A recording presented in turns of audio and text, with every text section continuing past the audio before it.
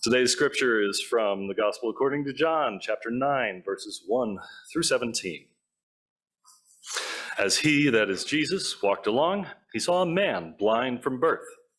His disciples asked him, "Rabbi, who sinned, this man or his parents, that he was born blind?"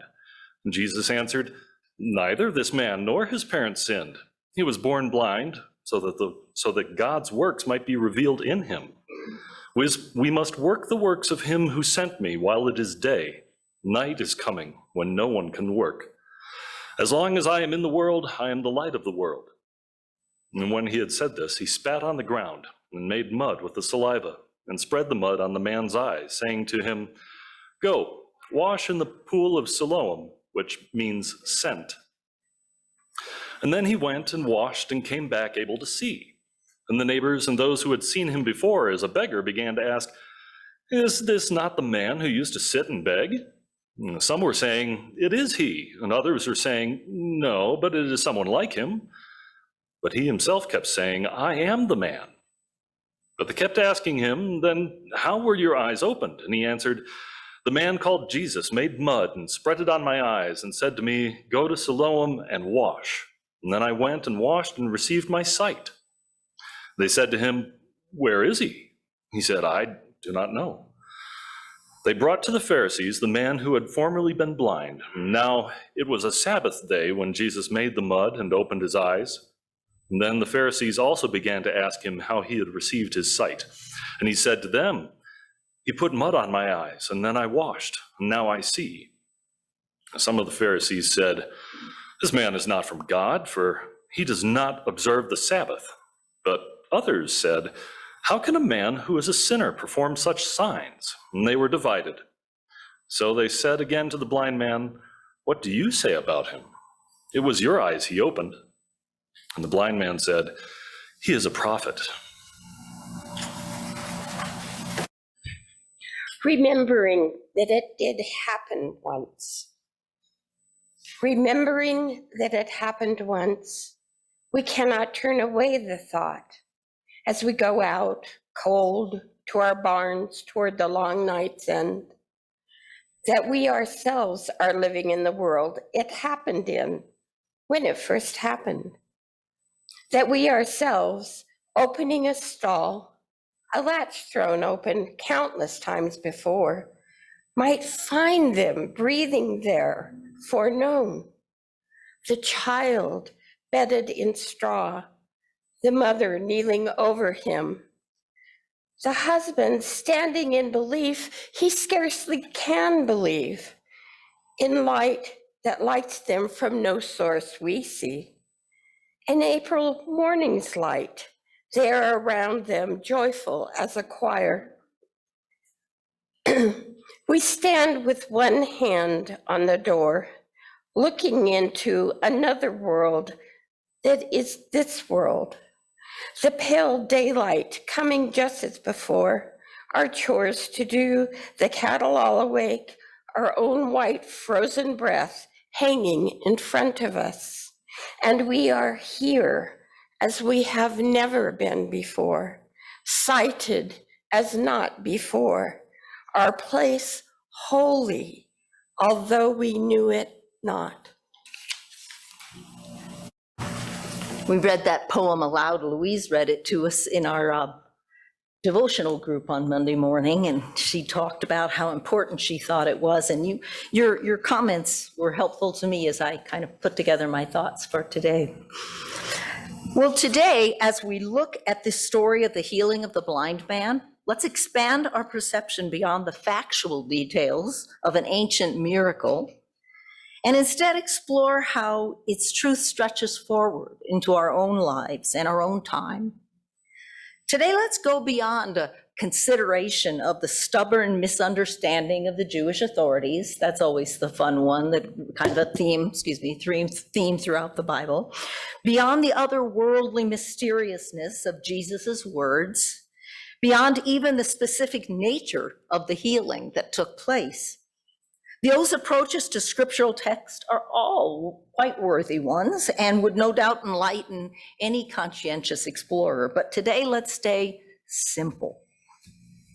By the way, I got to stop and say, Kathy, can you tell that woman's been a teacher her whole life? Just the beautiful simplicity and clarity and gentle kindness. That was beautiful. Let's begin with what it actually means to have vision. Of course, there is the vision that can be tested with an eye chart at your doctor's office when you're asked to report what you see as you look at these little black letters on a white background.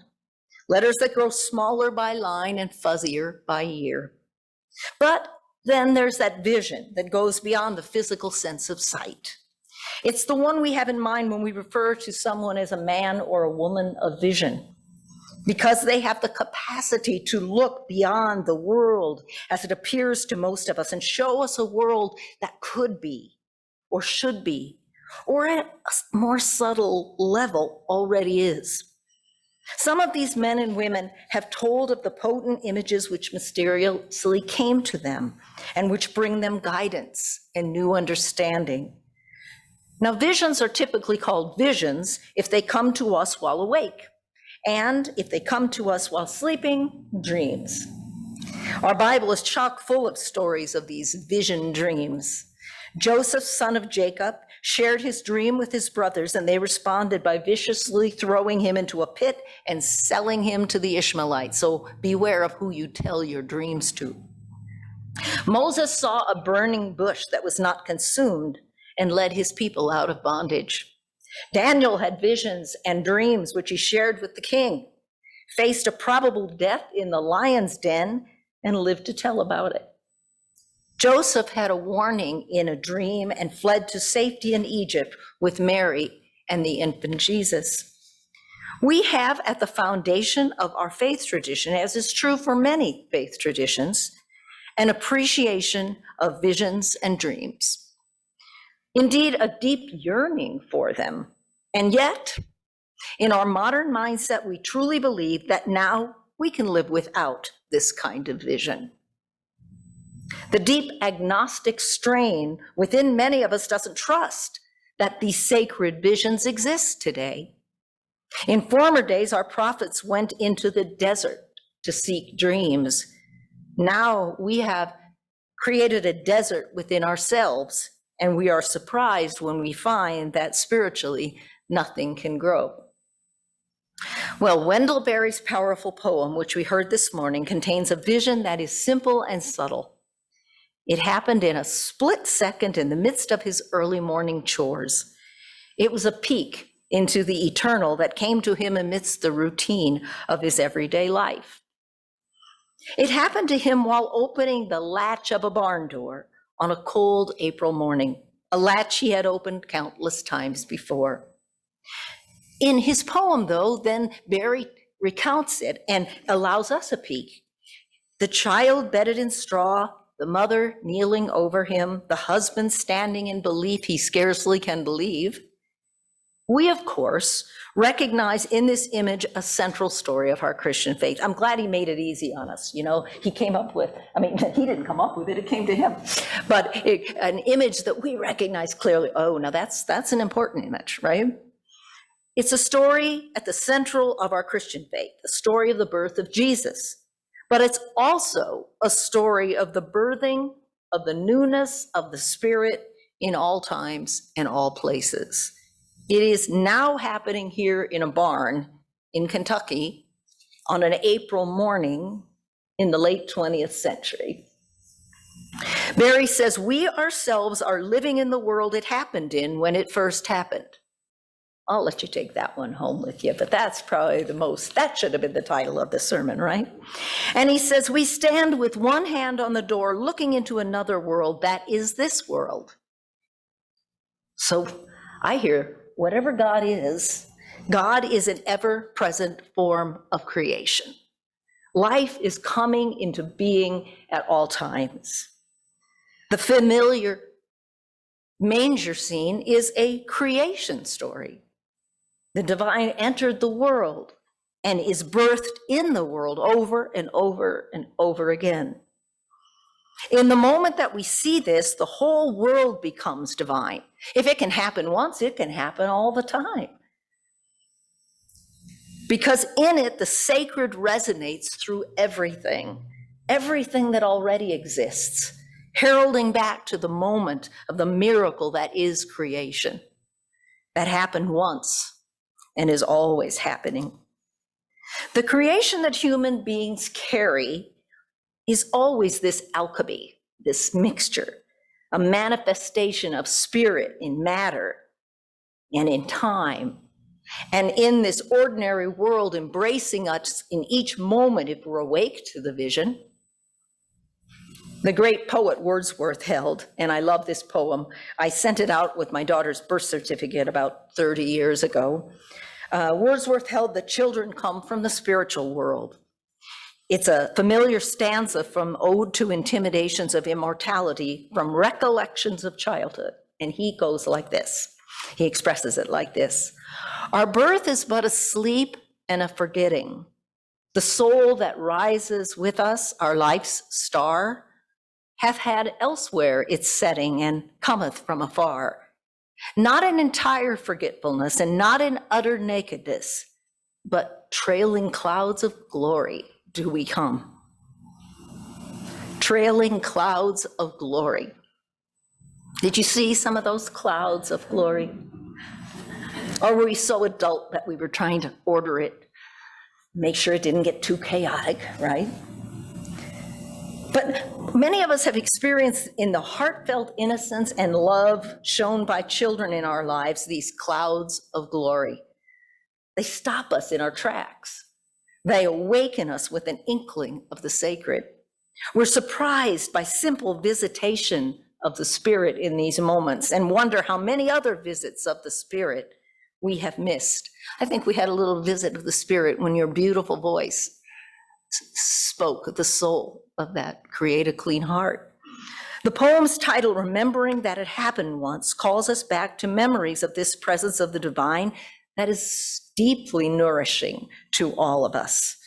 Mary was surprised by the vision. That's part of the nature of it too, the surprise. Surprised by joy, as one of your mentors spoke of. An elemental mixture of what the world is as smell and light and cold air and white frozen breath that Wendell Berry saw before him. All so ordinary, but suddenly holy.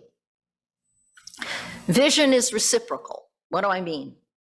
I see you, you see me. Vision is reciprocal. In that moment, we experience being part of an inspired, created universe, aware that we are here as we have never been before.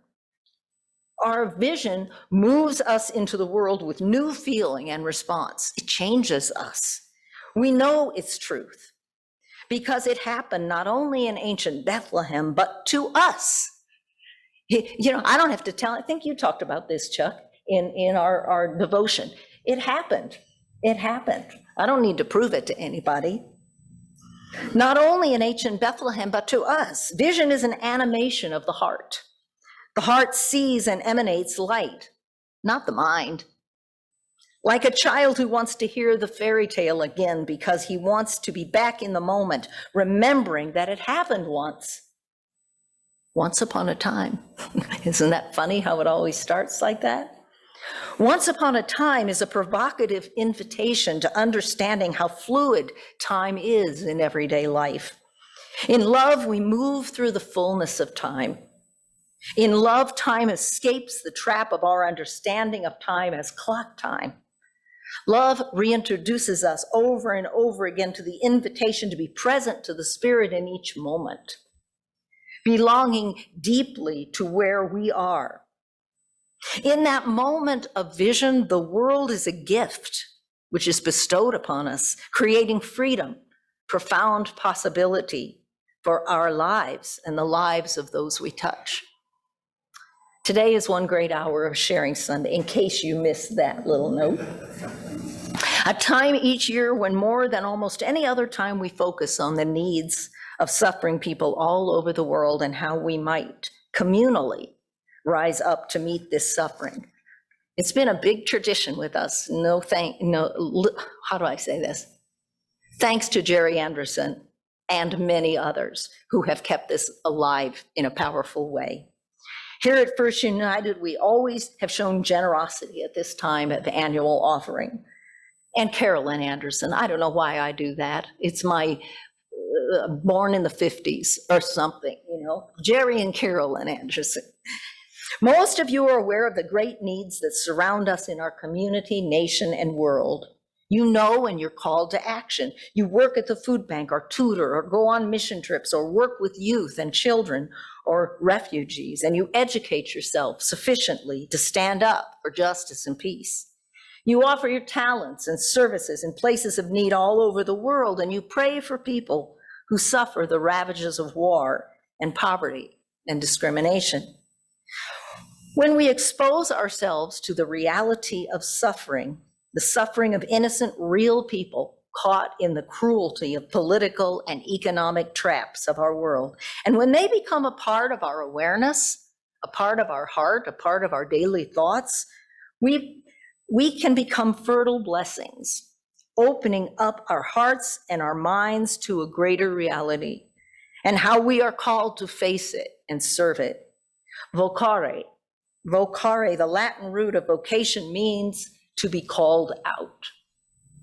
Our visions, our physical senses, and our imaginative spiritual receptivity call us out into the world in new and purposeful ways to act in love for the common good. Researching to prepare this sermon for today, I discovered a book on vocational vision titled Visions of Vocation, Common Grace for the Common Good. The author, Stephen Garber, asks this question: in the context of one's calling, how does one learn to see with the eyes of the heart?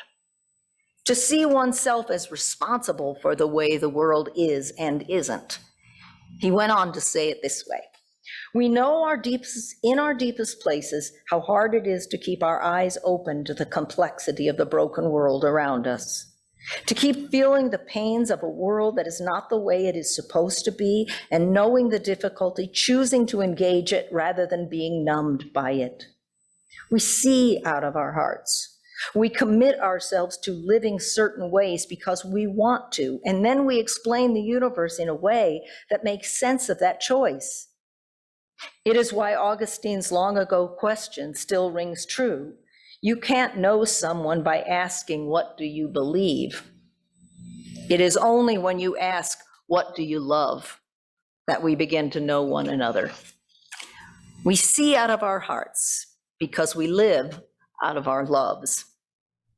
Long ago, the Pharisees spoke to the blind man. We know that God has spoken to Moses, but as for this man, we don't know where he comes from. And the man declared to him, here's an astonishing thing. You do not know where he comes from, and yet he opened my eyes. It happened. In the powerful mystery of all life around us, what do you love? Visions, miracles, wonders, and their guidance may be all around us as well. Can we acknowledge our own blindedness so as to open ourselves up humbly to accept our vision, our seeing with our hearts? Well, the Jewish authorities in this story were blind. We love to see the speck in our neighbor's eye, right? The Jewish authorities were blind. They were too certain of their approach to their faith to see Christ and his miracles. Here's an astonishing possibility. Perhaps we Christians are too certain of our own approach to reality to see the visions, miracles, and wonders that surround us today. The subtle ones in each moment. Later in the chapter, Jesus remarks to the Pharisees, if you were blind, you would not have sinned. But now that you say, we see, your sin remains. Openness and receptivity of heart in the face of unexplainable mystery is not our weakness, but our strength. I'm going to say that again. Openness and receptivity of heart to the face of unexplainable mystery is not our weakness, but our strength. It is not a sign of our naive lack of understanding or our gullibility. It is trust in the diffused vision that permits greater seeing. We each have the potential for deep spiritual strength and insight and purpose. Open your eyes Recognize that you too are a blind beggar. On this one great hour of sharing Sunday, just imagine what might grow. What if each of us could emerge from the desert emptiness of materialism, individualism, blind egotism, personal control? What if we could let go of striving to get mine, my way, my wealth? What if we could be called forth, vocare, into the holiness of the earth, the mud and the spittle that heals us? I doubt that the blind beggar who encountered Christ so long ago realizes that his healing, his vision, would open the eyes of the world for the next 2,000 years. Probably didn't cross his mind. Jesus tells us in this story, as he told his disciples long ago, this man was born blind so that God's works might be revealed in him. Maybe that is just what Jesus meant. Amen.